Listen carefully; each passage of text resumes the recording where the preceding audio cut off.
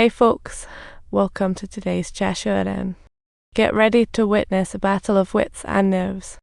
Robert quickly explained that Mom hopes she can become a big star.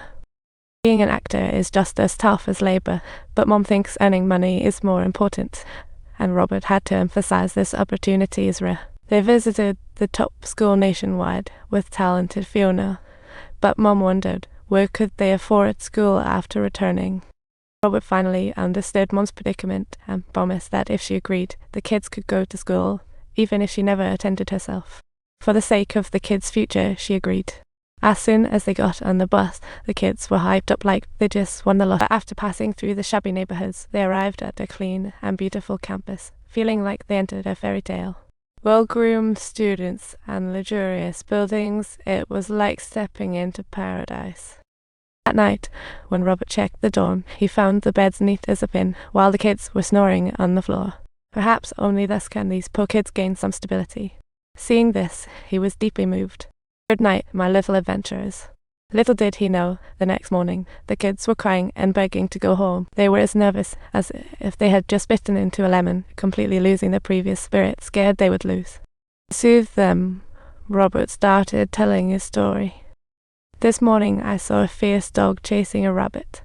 The rabbit jumped over puddles, darted around houses, and even leaped through flames, managing to escape.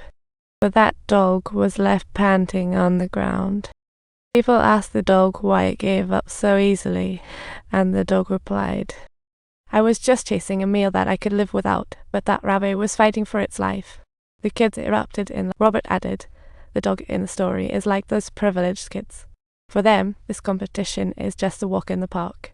And you are like that rabbit, fighting hard just to survive." The kids felt inspired and stood taller again. The competition kicked off, but unfortunately, Fiona encountered last year's champion, who was smug and full of taunts. The education minister even told the coach, "Your athletic chess game was impressive, picking such a weak student to battle our top athlete." Shortly, the boy grew agitated, thinking longer, while Fiona stayed calm.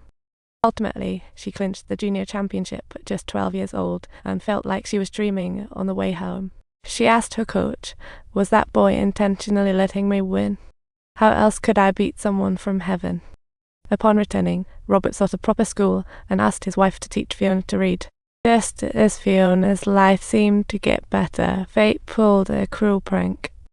One day, her brother selling corn was hit by a motorcycle, and to pay for his treatment, they exhausted all their savings along with Fiona's prize money. To make matters worse, they were evicted for not being able to pay rent, and even Mom's pleas fell on deaf ears. They were left homeless.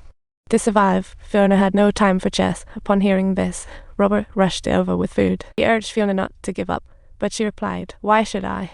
In the end, I'll just lose anyway." "You have no idea what I'm dealing with," Fiona said. Robert paused and responded, "When I was your age, my mom..." At that moment, I wanted to end my life, but fortunately I persisted, or I wouldn't have met my daughter and you dreamers.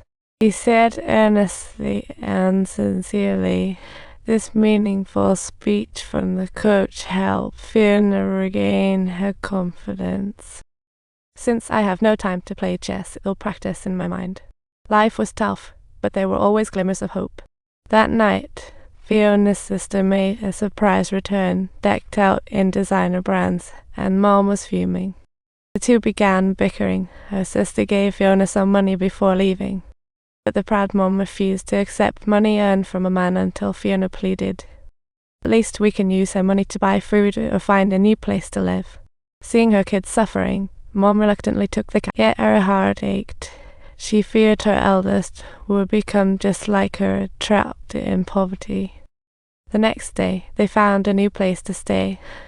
Though it was shaky and drafty, at least it was a home. Fast forward to 2009, under the coach's patient guidance, Fiona's chess skills skyrocketed. She conquered the chessboard, going from barely winning to dominating every match. In various competitions in Uganda, she collected a mountain of trophies but very little prize money. Robert took out the toughest endgames to help Fiona improve, guiding her moves. However, Fiona fell right into the trap on her first move and started arguing with the coach. She said, "Coach, no offense, but I'm not moving that way. You must understand my strategies." I'll go after your king and crush your respect. Robert was stunned to see this kid predicted the game 8 moves ahead. She was a genius. Soon, Fiona and 2 others were invited to represent the country in Sudan, but this time they didn't take a bus, they flew on a plane. During the flight, Fiona marveled, "Is this heaven?" At this competition, they successfully captured the title of African Children's Chess Champion. Before leaving, they enjoyed their first ever swim in a pool, sipped bubble tea, and tasted delicious